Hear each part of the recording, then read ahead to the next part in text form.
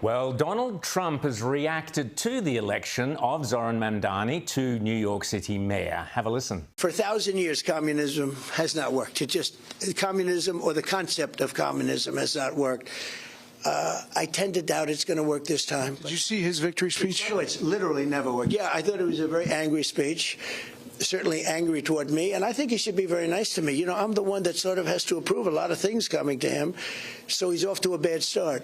And here was Mamdani speaking about and slamming Donald Trump.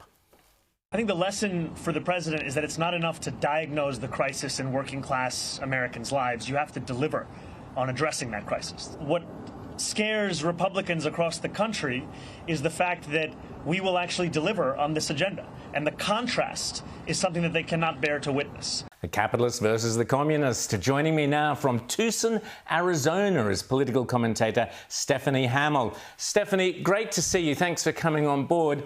What's your reaction to the communist in New York versus the capitalist in the White House?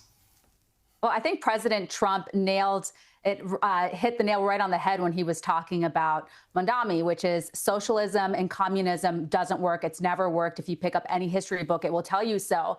And unfortunately, so many young people don't really understand the horrors of socialism and communism, which is why I think they supported him in such great numbers. I think about my own education history. I actually didn't learn about socialism until I was out of college.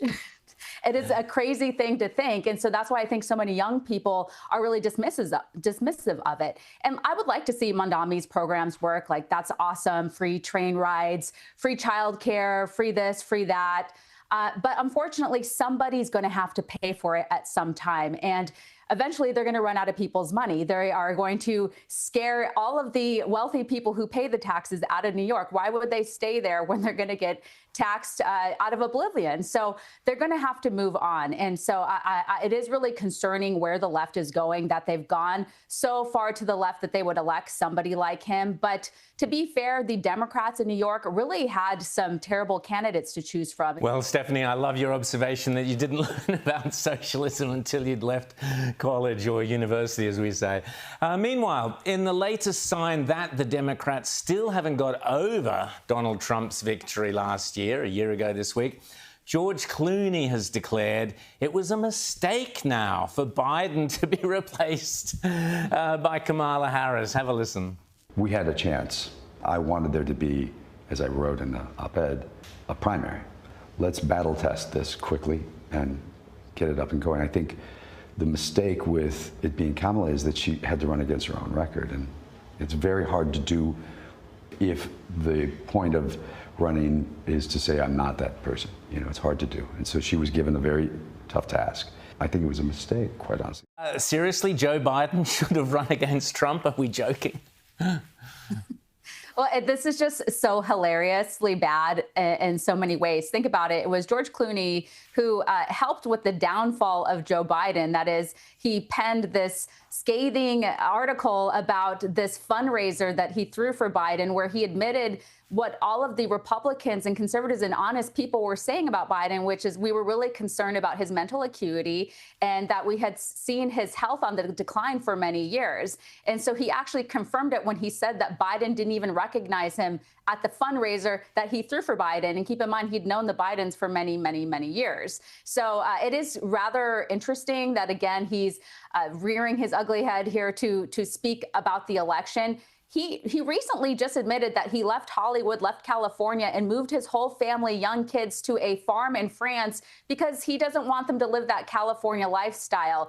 And he wasn't really giving a lot of details as to why, but I would think it would probably have something to do with all of the policies that he's been openly promoting and rooting for that he is running away from. That's hilarious. And someone I do miss is Karine Jean-Pierre, KJP, only for the entertainment value. But anyway, she's come out and another example of lefty denialism. So she was Biden's White House press secretary, we remember. But now she cannot recall a single instance of Joe Biden freezing or appearing confused. Take a look. There were instances where videos were circulated of President Biden appearing confused or freezing for a moment that were real, correct? Not that I recall. Stephanie, her memory seems to have gone. What do you think?